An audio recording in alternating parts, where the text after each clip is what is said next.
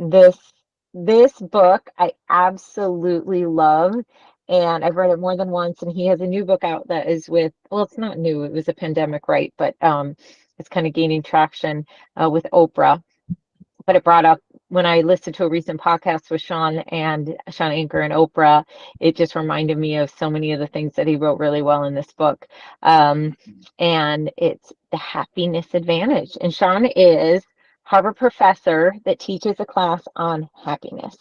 And he's absolutely phenomenal because, like a lot of the books that we've read so far, it's so powerful when you just are not spitting out theory, that you're backing up with data. That's what we loved, I think, about Atomic Habits.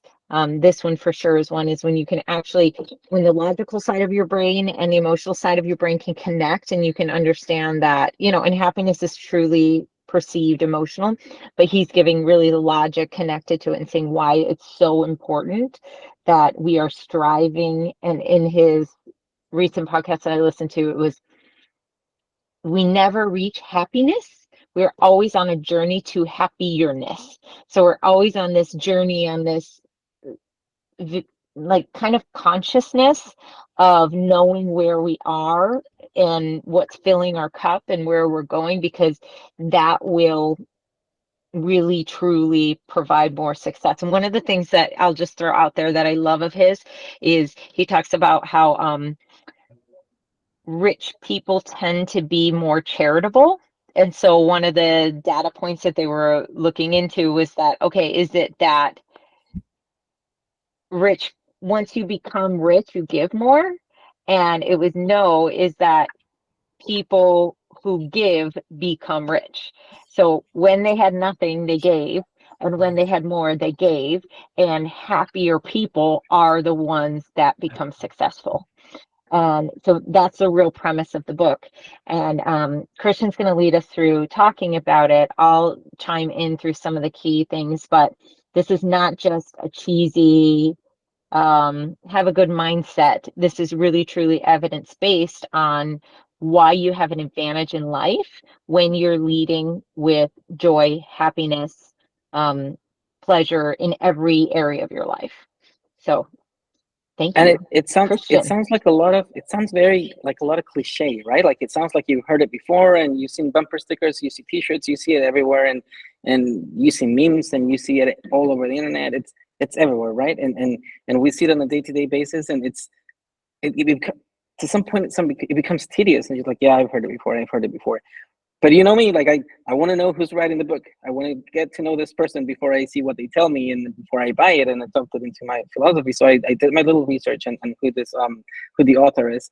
And just like you mentioned, Barbara, Sean Aker, former Harvard professor and teaching at Harvard, over a dozen years doing this whole research with students and people around there. So it's backed up with exercises and data, which I truly love. And I was able to see, not the podcast, I wasn't aware that there was a podcast, but I saw a TED Talk, which I truly loved. And he starts out, and he's very comical as well, which I truly enjoyed. But he starts out with a graph and saying, it's like, you never start a TED Talk with a graph, but I'm going to start mine with one. And it's just beautiful because you can totally see like a slope, and it's like a U, like half an U, right? And it's increasing, like a beautiful graph that you see in progress, just going up. And it's just the whole thing that you see is just one line of red that is slowly going up as time progresses. So it goes time, and it's effectiveness and happiness, and it goes that more happier, the more effective it is. And then you see just one dot that's completely outside, somewhere up top. And then he just goes on saying that most likely, and what happens with things like this is like we just eliminate that outcast, and we pay no attention to it because we really want to look at the medium. We're at the medium. We want to look at the average. So psychology, in the most part, what it had done in the past, it was trying to get people to be in that average, and it was out of 19 studies, 18 of them were always focused on the negative side of it, to see where you were failing at psychologically, where you were failing at if you had a mental illness, if you were depressed, if you were sad, if you were not emotionally challenged, or if you didn't have like a day-to-day something that would keep you up or happy, right? And then there was this one person or this one data that was completely above the graph. So what he wanted to do was focus on that one. Instead of just erasing it and focusing on the negative psychology, he was trying to focus on the positive psychology of things. And that's why he wrote the book. He wanted to make an attempt to tackle this whole idea, just like you mentioned, Barbara, of what fuels success, because we're going to tackle it from a business perspective today, and what really fuels it and what makes it different. And instead of not paying attention to that one outcast, it's really making this book to see what fuels it, what makes it work, and why is this one person outside, why is this one dot completely off the graph. So I truly like that. I really believed in his work, and that's what really got me into reading the book a little bit better than if I just go into blindly reading and believing someone just for the sake of it. So that got my attention, and just like you said, I think that there's a movie, we've all watched it with Will Smith. It's called The Constant Pursuit of Happiness, and I think it just captures what you mentioned, Barbara. It's happiness. I think it's a journey. It's a constant movement. Like the goalpost is constantly moving, and it's what keeps us humans constantly moving to greener pastures, or to just not stay still in this. I'm happy, and then you're happy for the rest of your life, right? Of course, things are always going to be changing. Your environment changes. Everything's constantly. If there's one thing that's constant in our lives, it's change.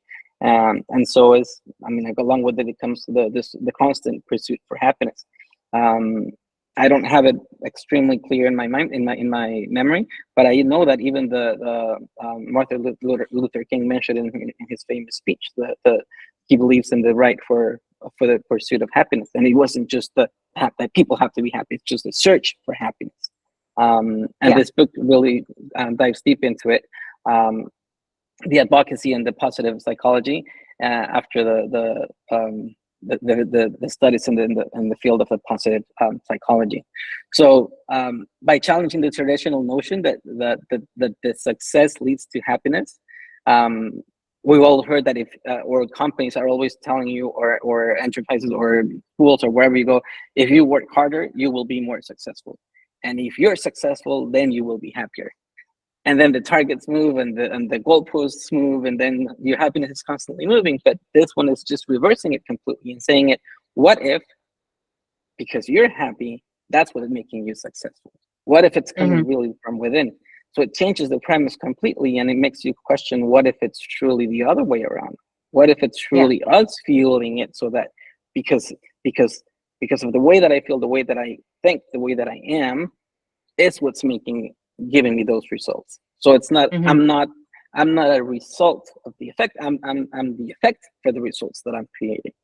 So it really puts the power. Happiness leads to success, and happiness is kind of the fuel for the vehicle. Happiness is your mindset, and when you are happy, it improves your performance. And when your performance is better, in theory, you're making more money, you're influencing more lives, you are it's this snowball that grows bigger and bigger, and it includes your personal life and also your work life. And I would argue that the same would be true for unhappiness. Like, he doesn't talk about this, but that really unhappiness, it's, you guys all know these people that it's like everything goes wrong in their life all the time, and they don't understand why it goes wrong.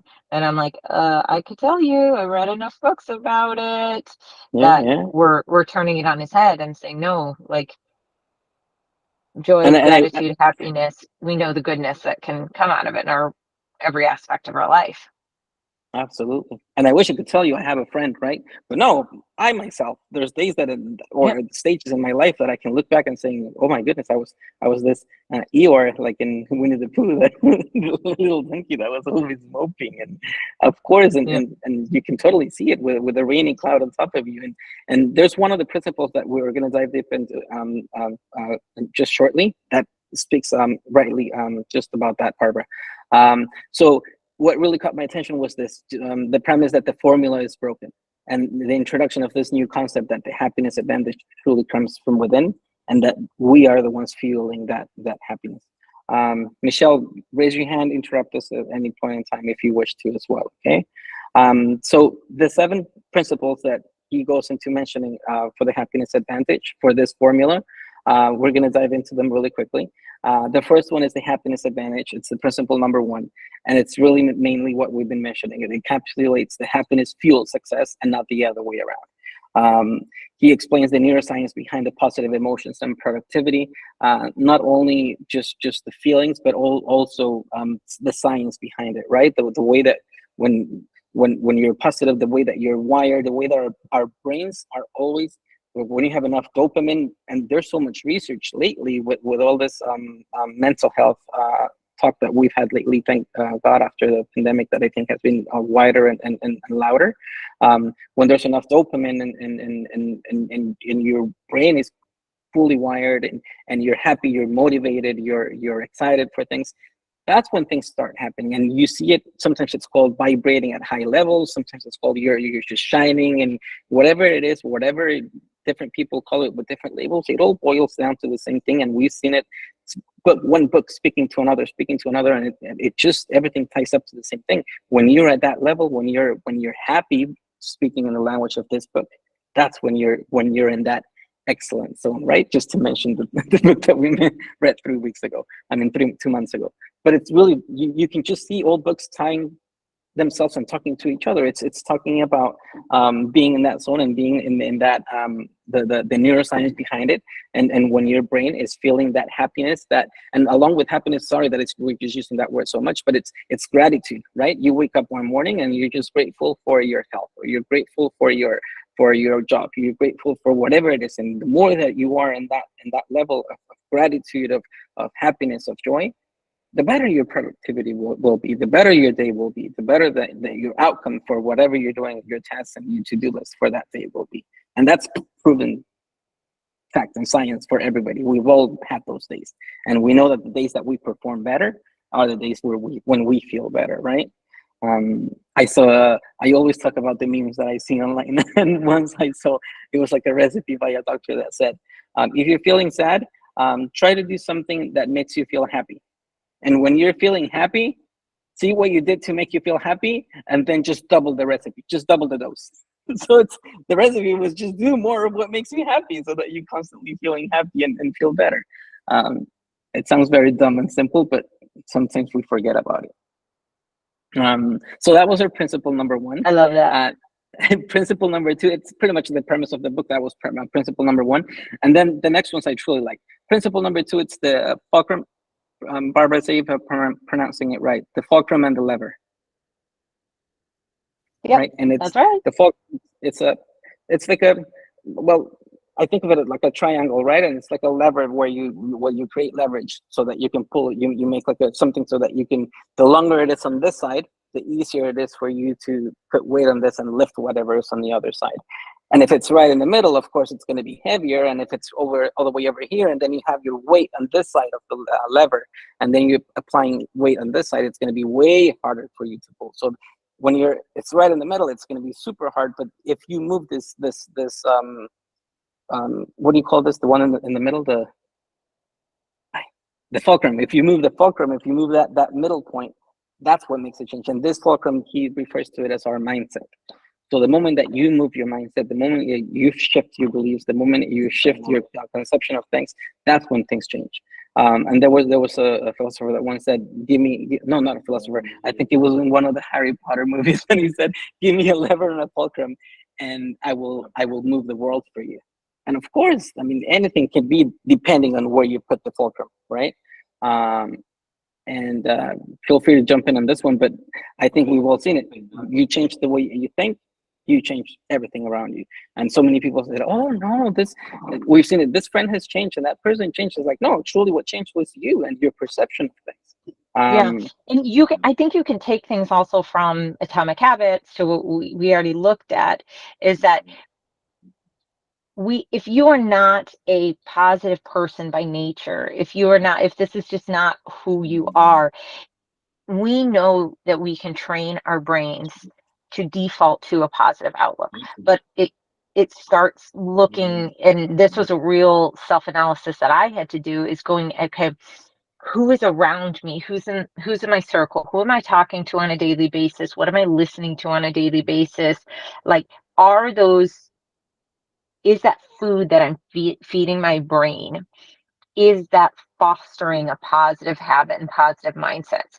And you guys know that friend that you can call who's gonna like make you fall off the cliff, because you guys can just start complaining about everything going bad, and you can get on that train with that person. Or you, that other friend who's like so encouraging and so positive and so uplifting. And there's just some little things, like for me, is like obviously practicing gratitude, focusing on the present moment, fostering optimism overall. And Christian's got a friend with him. Um, sorry. Like fostering optimism, and like I don't listen to the news, especially not in the morning. I used to, and it was like such a habit for me. But I'm like, this doesn't start my day off in the right tone, in the right way. Like, and the person that I talk to on my drive to work, or whoever, the first person that I speak to, I got to make sure that that person is encouraging, and who am I spending my free time with? And all of a sudden your snowball starts going into the right direction, growing with the right group. And it, to know, those things seem so innocent, you know, it- but really truly the impact that it has on your overall mindset, and what your mindset and your happiness have on your overall life, is really, really huge. And so it makes you filter a lot more than you normally would. I had news on in the Yeah, background, FYI. yeah. Sorry. I Yeah, had to I'm change kidding. places for a second. And furthermore to that, sorry, were we just talking about the perception of how we perceive things and how we have different people how to see different things? Is that what you were mentioning as well? No, I was talking about basically like your habits, and that the people that you surround yourself, the things you listen to, what you like, that is a way of training our brains into having a positive outlook, even if we don't have it by nature.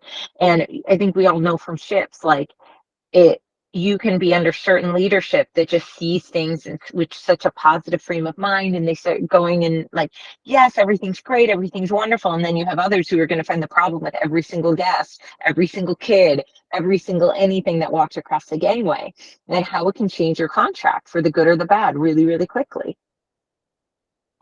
100%.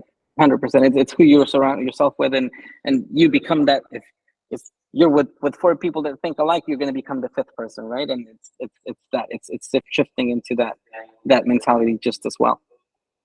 Um, that's principle number two. Then principle number three, it's called the Tetris effect. This one was quite funny. It's us training the brain. He had 12 students over the course of 3 days playing Tetris for more than 10 hours a day. So you can just imagine, and I wish I was at some point I was there, but I was never a gamer. But I would imagine for 3 days playing 10 hours a day a video game, Tetris or whatever it is. Of course, your brain and your mind and everything. On the fourth day, you're going to start seeing Tetris squares all over the place in everything that you do. And the same thing happens when you're watching the news every single day, right? The same thing happens when you're paying attention to, I mean, even when you're doing road trips and we used to play red buggy and you're looking for red cars or red buggies, all of a sudden you're just looking at red buggies or red cars, and whatever it is that you're paying attention to, whatever it is that you're focusing on, that's where your attention gets drawn to, and that's what you're going to see more of on your day to day. So the Tetris effect is nothing more than just training the brain to focus on positivity, because our time and energy begin to pattern our thoughts, right? Over time, the energy that you focus on, it's really what you begin to see. If I'm going to focus on the negative of things, that's everything that I'm going to see. And it used to happen on contracts. And right in the beginning of a contract, I used to stop people on their tracks and saying, whoa, you've only been here for a week. And we're complaining about the food, you're complaining about your roommate, you're complaining about this, you're complaining about that, you're complaining. Yes, at some point, yes, we'll do something about it, but you have to do something about your. This is me talking to someone that was really struggling on their first week. I was like, as much as I could help you, really the help has to come from within, because I think that you're seeing everything from an angle and from a perspective and through a lens that everything is so negative, then no one's going to be able to help you unless you shift your mentality. And it's very true. It's just the Tetris effect is just harnessing the power of habits and routines, so that you can focus on what you're searching for in your day to day. And the same goes for the positive, right? Go ahead, Michelle.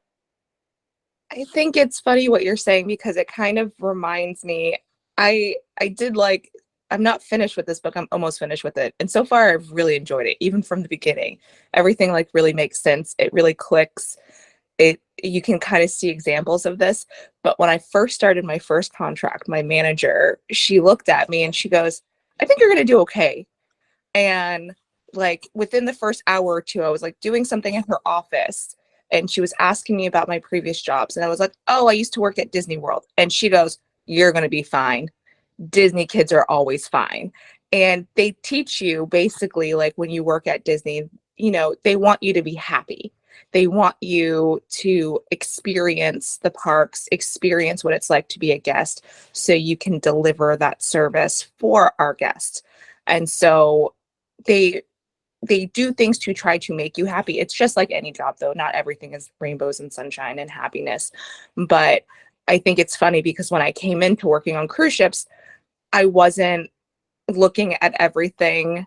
Like I worked with a lot of people who were with the company for a really long time at that point, and they're just like, oh, you know, this is going to happen and that's going to happen and don't worry about this. And like some, not all negative things, but they're just like, don't worry about that. Like, oh, Michelle, just, and it's so funny. And here I was, like the nickname they gave me, like I went upstairs to the sports deck one day and the sports supervisor at the rock wall was like, Michelle, I'm going to call you shiny. And I'm like, why? He goes, because you're so new, you're shiny. He's like, you smile at everybody. You're too happy.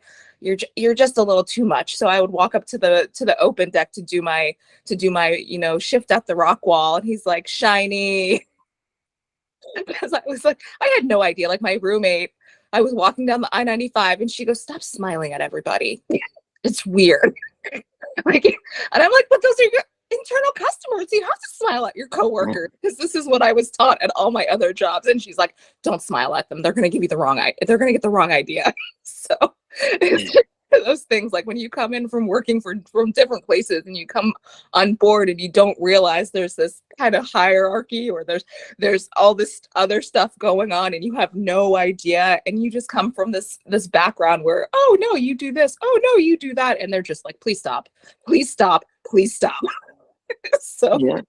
that's what. And now it's my turn to pay you a compliment in front of everybody. Now I'm going to embarrass you. Shiny remains shiny for the rest of her life on board, as long as I worked with her. Fast forward years later, doing takeouts on some of the hardest startups we had when the ships were not nearly as finished and we had guests on board. Michelle would be, and this is the Tetris effect, she would be constantly, without, maybe that's the way you're wired, maybe, I don't know if it was like a conscious effort, but constantly searching for humor in every single thing that she did. Constantly searching, and she would come up with an anecdote, but she would always run into a guest that had something funny to say, or something that happened that made someone laugh. And on the other hand, right behind her, someone would open the door and you would have someone that would always run into the angry guest, and someone would always run into the upset guest. And it was just so, seeing it from the office, it was just so clear. The moment Michelle left the door and then the other person would leave the door, it was just so clear in my mind to see two people walking in from the same shift. One person run into, as a pattern, one person would run again into the upset guest, was able to find them somehow out of the whole ship, run into the upset guest, and lo and behold, Michelle had something humorous to tell about the shift and had something funny to say, and an anecdote that happened during the same shift that she was next to with the other person. And right now I'm putting it together, and it's so tangible that it can't be a lie. It's true. You never knew what happen on some of those, like when you're walking to the sports center and you have guests stuck in the elevator, because and it's like, you can't just be like, oh my gosh, it was like, hey guys, okay, try pressing this button. Okay, now I'm gonna call security and I'm gonna wait here with you. And if you don't try to make light of that, like they're gonna be really angry and like, oh, I'm so sorry. Yeah, no, this has happened a little bit. There's a sign in there, but yeah, no, you get to tell this fun story like later after. Yeah. And correct us if we're wrong, Barbara, but it's contagious. I mean, imagine you're stuck in that elevator, Barbara, and then doors open up and it's me going, oh, what'd you guys push? Somebody pushed the wrong button. Did you push the wrong button? How would you be? Like, everyone would be so upset. But imagine the doors open up after you've been stuck, Barbara, in the elevator, and then Michelle is there saying, hi guys, what happened?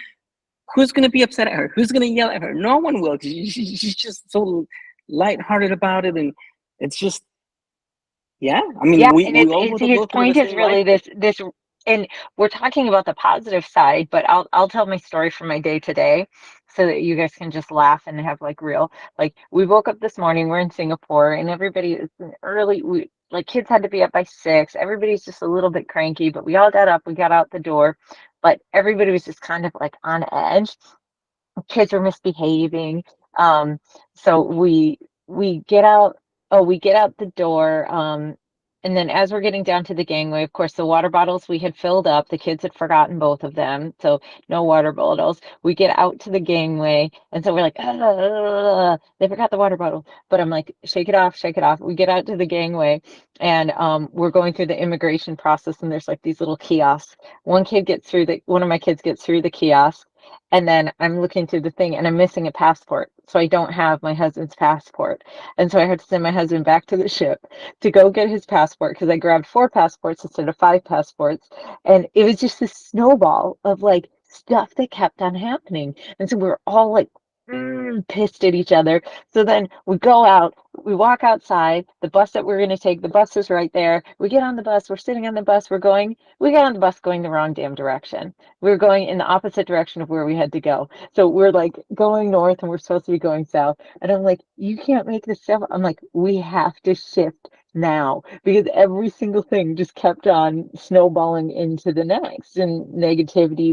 And it's silly little mistakes, but it's like, stop the ripple, stop the Tetris, stop building on the bad, and shift it to good, shift it to good, shift it to good. And that, and also being able to laugh at the silliness of when things go wrong. Like, and when you can't laugh at it, then you're deep in the hole. And so it was just one of those days that was like, oh my gosh, what else can we forget? What else can go wrong? What other bus can we get on? And literally we're on a bus in the wrong direction. And it was an analogy to the day. But it Yeah, was a wonderful day. But it's just these micro things of like going, no, check yourself, like your mindset, your positivity, your gratitude, like this, it's all going to be these hints to pay attention, shape up, think differently, be grateful, because it's just trying to remind you to be present. yeah, 100%, 100%, and apply it to our day to day. It's exactly what it is, and apply it to our former crew members. It's exactly what we used to have on board. Yep. Yep. Focusing and shifting it, and a lot of times we had to do that mental shift halfway through our contract, halfway through, or right in the beginning, Or you because would you have knew a it was you going would to have be a a tough one. cruise that, like, the cruise was just going bad. Everything was going wrong. When it rained, it poured. It da da da da da. And the beauty of a ship is all the people get off and you start fresh again, and everybody's like, yes, we get to start anew. But in life, you don't, you keep on going down that path. And so being able to have a consciousness to snap out of it, and knowing your strategies, and that was one of his other points, was, I'm not sure if, Christian, that's one of yours, is his strategies for how you increase your happiness. Did you have that on your point?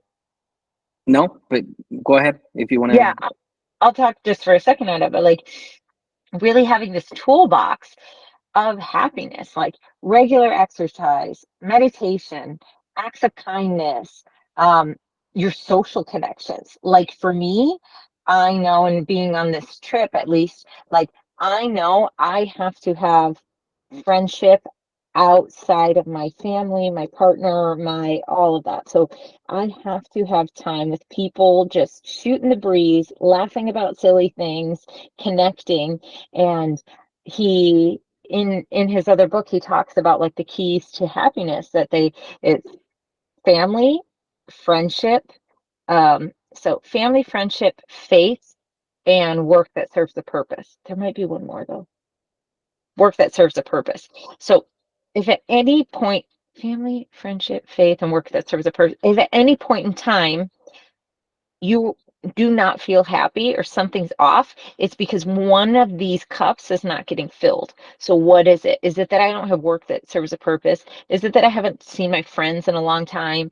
Is it that I feel disconnected from my family because I've been working too much and I don't like my work? Like, just being able to quickly figure out what are those things that, when I am running at you know, full steam and I'm great and I'm joyful, what are those things that are all moving in sync with me like a train on the tracks, to be able to catch yourself so you live in this long-term place of happiness, which happiness leads to success and well-being and longevity. Yeah, Good, so good. strategies. Strategies, yeah. How to apply it and how to make it happen. The Tetris effect goes, everything that we've talked about in the last 10 minutes, it's really tied up to the next principle, falling up. It's just building resilience in the face of adversity and just reframing the challenges that we go through as opportunities for growth rather than just focusing on the failure that comes with it. As an example, you're in a car accident. One person can focus on, yes, you have a car dent, but someone could also focus and say, you know what, thank God nothing happened. No one got injured. Same thing that I just mentioned, Michelle going up to the sports deck at the same time as someone else working the same shift, someone having that positive outlook on things. And it's just the same thing, just tied up to it. And it's the principle is called the falling up, but it's just complete the opposite. It's in its name. Instead of falling down, it's just falling up and training our brains to just focusing on the positive when you have challenges, rather than focusing on the negative. See what good can come out of it. What lesson have we learned? What could we do better? And Barbara's fantastic at this, at her company, and everything that she does with her with the people that work with us. Always reminding people that they're human and telling them, you know what? Yes, we made a mistake. Yes, it's costing us this much financially. Yes, it's costing us this much in time. Yes, it's costing us this much in relationships. But what are we learning from this? So that we can get stronger, so that we can get better. And it's just soothing to feel that you have that support, because we're humans, but we're also in that road of excellence, right? So that we can continue to improve and I mean, not stumble on the same rock twice, right? Or fall in the same hole 3 times in a row, but just learn from it and not constantly beat yourself up because you failed at something. The next principle, number 5, there's 3 more, 5, there's 7. It's the sorrow circle. We all remember the movie Sorrow, where there's this master and they're teaching him how to sword fight and all that. And he's all over the place, and then he's just so clumsy with the sword, and he couldn't do it. He couldn't manage it. And then the person that's teaching him just draws this tiny circle around him and saying, nope, master this circle first, and then just this circle around you. And truly it's just the radius of his hand. It's just like the diameter of his both of his arms spread out, and that's the circle that he draws on the sand. And it's like, just master that circle, and then you can move into bigger things, right? And it's just focusing on starting small. It's once the small circle was mastered, then you can start regaining, and it just brings that sense of control, right? It's just that sense of control that builds momentum, so that you can move into bigger things, gradually expanding into the sphere is just gradually expanding into bigger things, and it's just giving you that sense of control of everything that we do.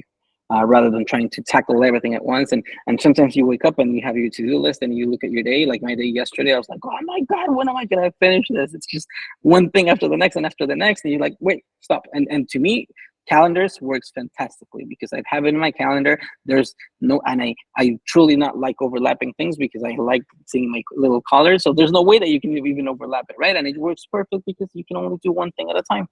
So you prioritize, and in life, in your calendar, and everything that we do, you can only do one thing at a time, and then focus one thing at a time, so that you can tackle your day fully.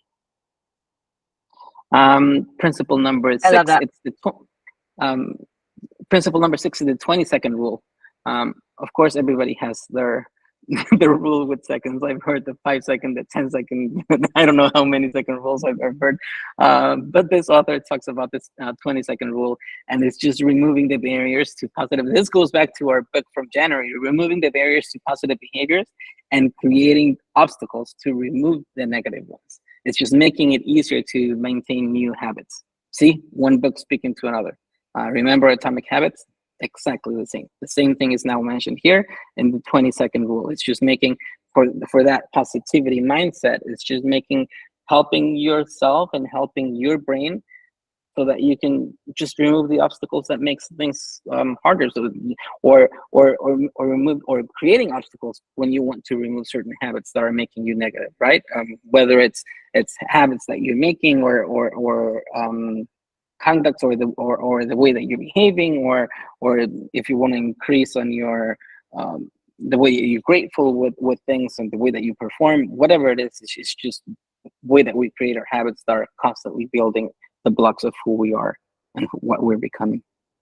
Yeah, and I think that is, I think people really, really, and he doesn't talk about this specifically, but there's a couple other books that I read recently that our language is so important. The words that we use really innocently, like, oh, these times that we're living in.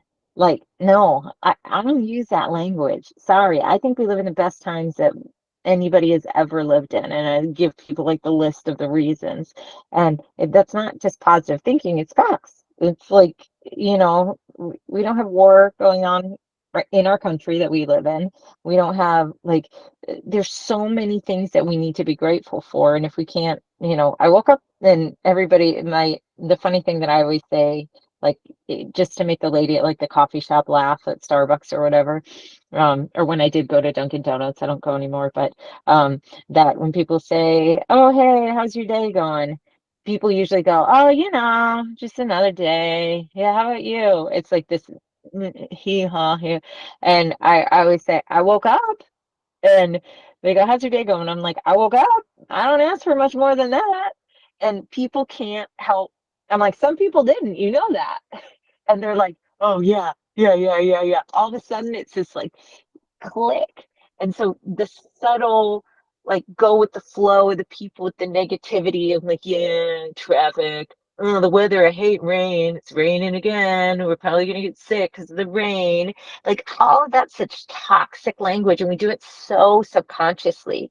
And so if we can be that little seed of change to make somebody laugh, to brighten their day, and I think he gives the analogy of the doctors with the M&Ms or the candy bars or something, that instead of complaining that the doctors don't fill out the survey, they gave the doctors a bag of candy when they gave them the survey. So, like, find some way to make someone smile, to motivate them, it's so simple, and it feeds your soul. It makes you feel good when you do that shift.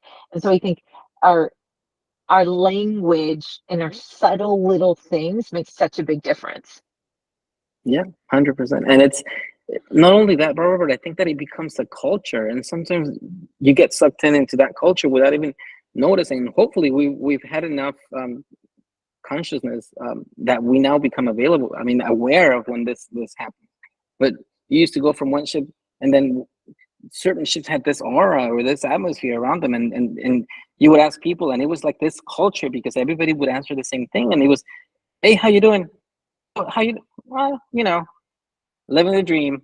But it was like almost sarcastic, and oh, you know what? Another day, another dollar, and it was just like mediocre. And everybody would just start. It would become like the norm and just the usual because it was the way that everybody answered, and then everybody started answering the same because it was. That was the thing. That was the norm. And I don't know if the same thing happens on land from one neighborhood to the next or with one group of friends to the other, but it does, it does take one person to make a difference and to start making it different or and then you go into ships and then you see a startup, and to me it was beautiful to go into a startup or to a brand new ship because you were able to. I used to love being able to open a computer and knowing it's like, yes, we are going to create the folders that are going to create the first files ever where people are going to continue to build up for the next decades or so when they go back to looking into the schedules or the operation or the calendars or whatever. It's like we get to create it. But along with it, I remember hopefully motivating the team and saying we also get to create the culture around this.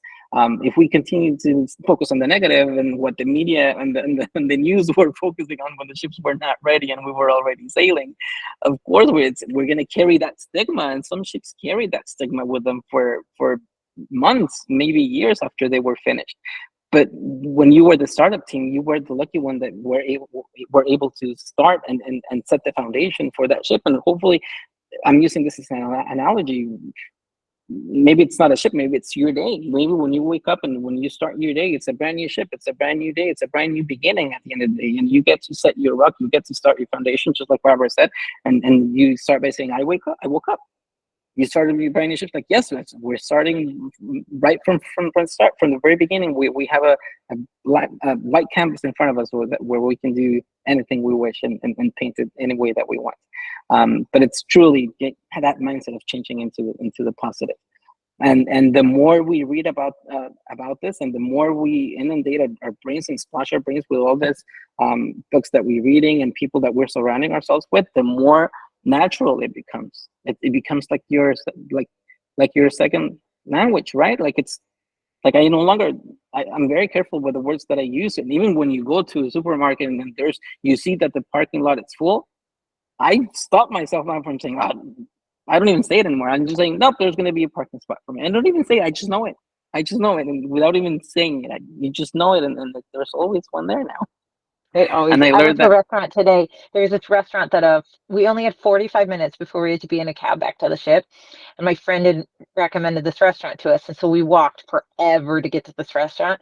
And lo and behold, we get there. There's this huge line, and your immediate gut reaction is, dang it, like, I'm not gonna get in, I don't have enough time. And then I was like, there's always space for me. There's always, I'm supposed to be here, there's a table just for us. And then I'm not kidding you, there's 15 people in line in front of us. I walk up and I say to the lady, hey, we just want to order milkshakes, we're four, we have to be out of here in 45 minutes. And she just looks at me, she goes, table for you. She goes, come here. She's like, look, it's already set up. And she points. She let me skip all these people in the line. And I was like, you're kidding me. But then I was like, only good things happen to me. The ocean opens. And so I think it's a silly little story, but it's something that we shouldn't take for granted. If you show up with joy, if you're kind to the person, like, they can read your face. Anybody in hospitality, they can see exactly what you're thinking before you say a word, and if you're going to be nice to them or not. And so that power's just, it's magnetic in a positive or negative way.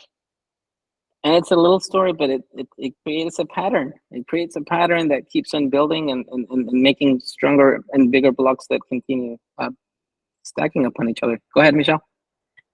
He talked about luck in this book in one of the chapters and how people think they're lucky. And that's what it reminded me of, because I also have a friend who basically has that mindset. He always has this mindset. And he doesn't say, like, I'm going to get something. He's always like, I am the luckiest person ever. I always get whatever I want. And anytime we're doing anything, he always gets it. And his favorite thing to do is also to rub it in my face. Like, we were youth staff together when we switched companies. He's the one that was like, you should come and work like at this company for me. When I went to go to Korea, he goes, you should definitely come to Korea with me. He goes, I get $100 gift card if you come to Korea to Amazon, so you should absolutely come. So he's always the one that's like doing all this stuff, but he's always just like, I am so lucky. I'm gonna get this. I'm gonna get this job. I'm gonna do this. I'm gonna have this. Someone is gonna switch port zones with me because I am so lucky. And I just think it's hilarious because this is always him, and it's something they talked about in the book, and it's something that I thought about. And it also, like, when you were saying, like, if you put that positive energy out there, it'll come back to you.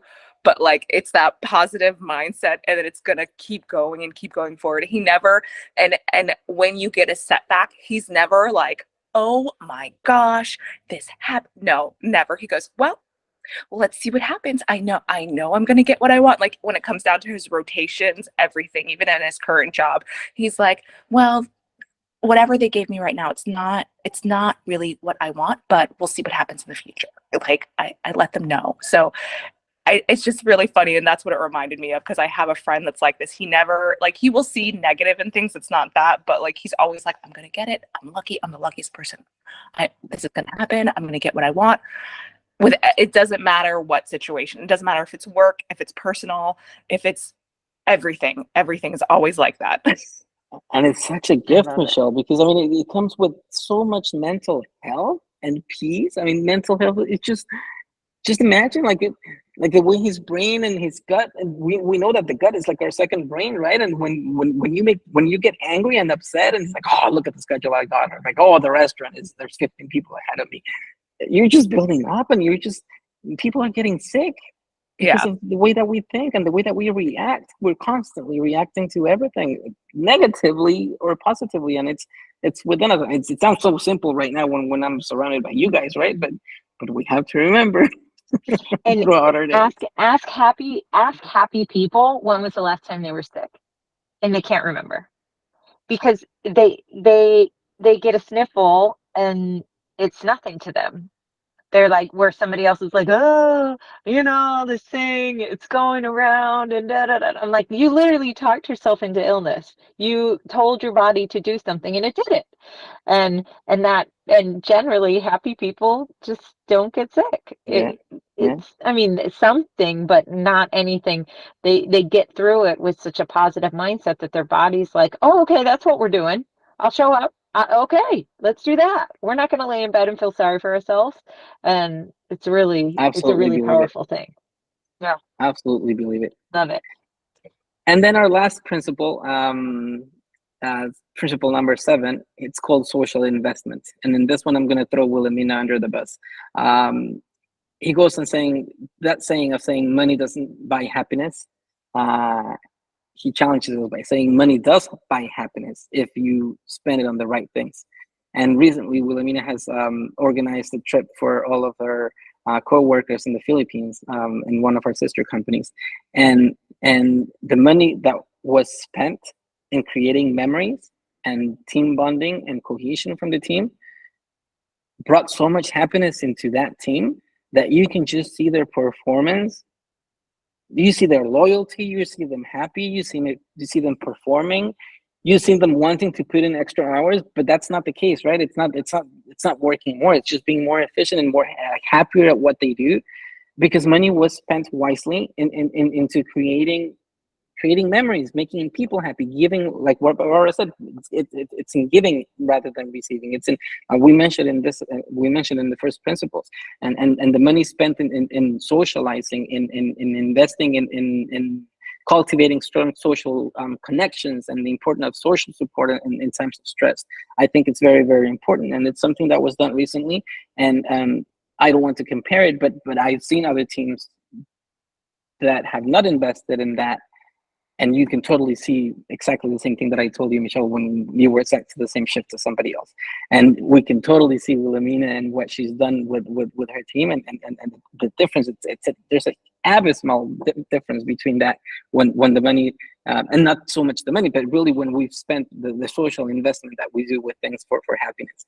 And even when things are, because when it comes to social life, I think that there's a big split between being introverts and extroverts, and sometimes introverts, the way that introverts make friends, I think it's very funny, but I've heard is like introverts make friends by waiting until an extrovert grabs them and adopts them, and then that's the way they make friends.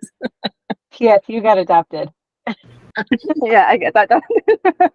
And it's the introvert and the extrovert part that I'm mentioning. It's at the end of the day, it's being measured by the level of socializing. So at the end of the day, it's being measured. The measurable part of this is it's the social part of it, and it just speaks to how we crave being. We're social animals at the end of the day, right? Like we're not created to be isolated and away from friends and connections and family and networking and society. So at the end of the day, it's investing in those connections that, and just make sure that they're worthy, that making sure that their relationships, and that they're strong, and we cultivate strong relationships that really invest in that happiness, in helping us become happier, and at the end of the day, it closes the circle, because when we complete it, it's what really fuels the happiness and the success behind it all. So I think it was very, very clever the way that he finished it with that principle. Yeah, I love it. And then I think just how do we apply it all? The product. Oh yes, I had this as a point, Barbara. How do we the practical strategies of implementing the 7 principles in our daily life? How do we go into mentioning examples on how happiness can be leveraged in various contexts, such as work, relationships, and health? Yeah. So I think it's basically what you mentioned. You mentioned meditating, you mentioned exercising, you've mentioned our mindset, investing in our mental health, and the people that we surround with, and the relationships that we build.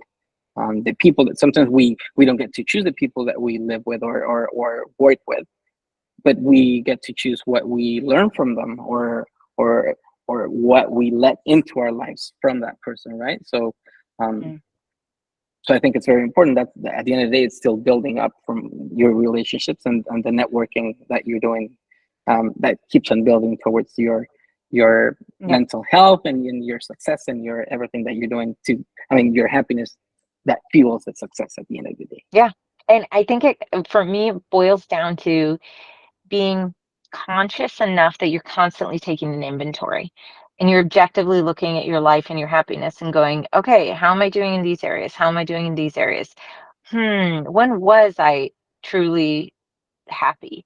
Oh, what did I have? In conclusion, I think it's just emphasizing the transformative potential of prioritizing happiness. Yeah.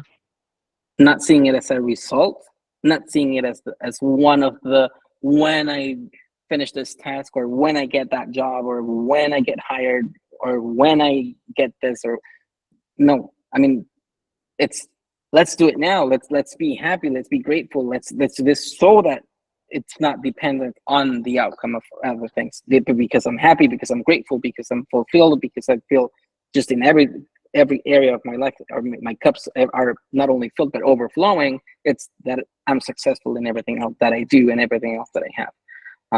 Yeah. It's not this So cliche, cheesy, positive mindset thing. There's evidence to prove that if you have mastered this area of your life, you will be a more successful person. If that's not motivation enough, I don't know what is. yeah, and we're seeing it. We're seeing it with Yeah. one of the sister companies. We see it, just the example that we said, that with a team in the Philippines with Wilhelmina. We see the happiness that investment in the social connection brought, and the success, and the investment that was made, and you can see the happiness in the team, and it's going to translate. If we're able to see it in a graph down the road towards the end of the year, we're going to be able to see that come March, there was a raise in effectivity and effectivity. They felt it was more effective. It was more. It was better performance. It was.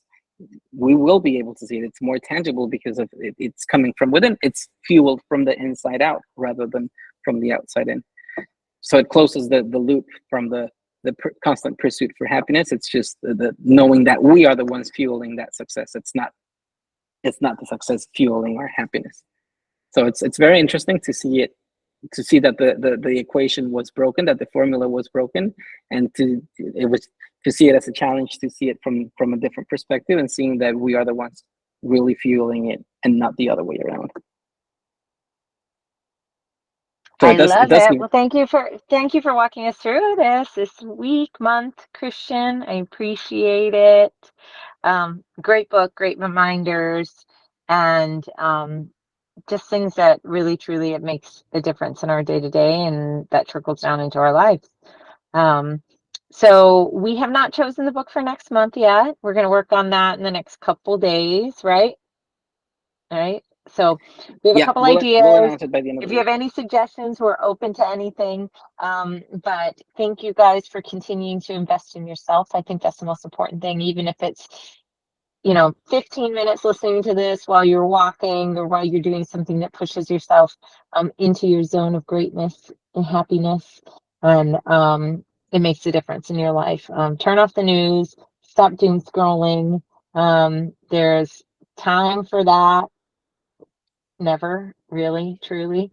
Like, just make sure that you're spending a little bit of time to invest in yourself, to learn, to grow, because it makes every single one of us better. There's so And much great reading out there. even if you doom scroll, sometimes you feel the algorithms are so smart. You go into it, and now everything's about mindfulness, and lo So and you're behold, so you're being. right. You know what? For some reason, I started getting all this stuff about like these women dieting. And I'm like, where is this coming from? I don't know what happened. And so I'm like having to I'm like, no, no, no, I don't want any of this, because you see your mind, I'm looking at it and I'm like, Oh, yeah, I do wish I looked like that. Oh, I don't have enough clothes. My Amazon outfits don't look like that on me, you know? And I'm like, no, stop. No. Michelle, you were gonna say something? Well, I was watching something the other day and it was really interesting because the person that was on there, they were saying, um, you know, you sometimes get the same benefit as for when you doom scroll as you do with meditation because it kind of empties your brain. Like you get the, if you meditate and you see what your brain is like when you meditate and when you're scrolling, sometimes it's what your body needs to stop processing and thinking for the day because you can just do something that's just like repetitive and easy. And I found that fascinating. I was like, that is It's really interesting. mindless, right? It's Yeah, that it can mindless. be form, it can Yeah. actually be a form of meditation. And then sometimes when people stop, they'll actually get more anxious or they'll have more issues because for some people it is almost like a form of meditation because it like activates the same center in your brain that meditation does. And I was like, that is fascinating. That is. Or Yeah. cocaine. One of the, it might be like withdrawal. I'm kidding. No, meditation. I get it. Yeah. It is, it is to, doom scrolling is to what our parents would do before they went to bed, like watching TV, like the TV. It's like white noise in the background of just something that they're listening to. And most in our generation, most people are not watching their TVs, they're on their phones at night. But hey, we evolve. We evolve as a society. So get rid of the skinny influencer ladies that are showing me the what's it's the weirdest one. It's some like Their diets and Pilates outfits. something. Yeah, some Pilates like do these squats and you're gonna look like this in like 3 weeks. I'm like, what? So Where did funny. this come from? What did And I search? at Pilates, like football players failing at Pilates and saying how hard it is. That's what mine shows me. Yeah, Like yeah. they're Oh other my god. reformers and they're like, this is hard. I'm not Yes, strong enough. How do you ladies do this? Those are the videos that yes. I'm getting. I love it. All right. Well, thank Awesome. you, Michelle, for being our ride or die. You're always here, and we appreciate you so much. And we're excited to announce what we're gonna do next month. So stay in touch. Stay Keep an eye put. on your emails. Thank you, Christian and Wilhelmina. Sweet guys. Thank you, Bye. everybody. Bye.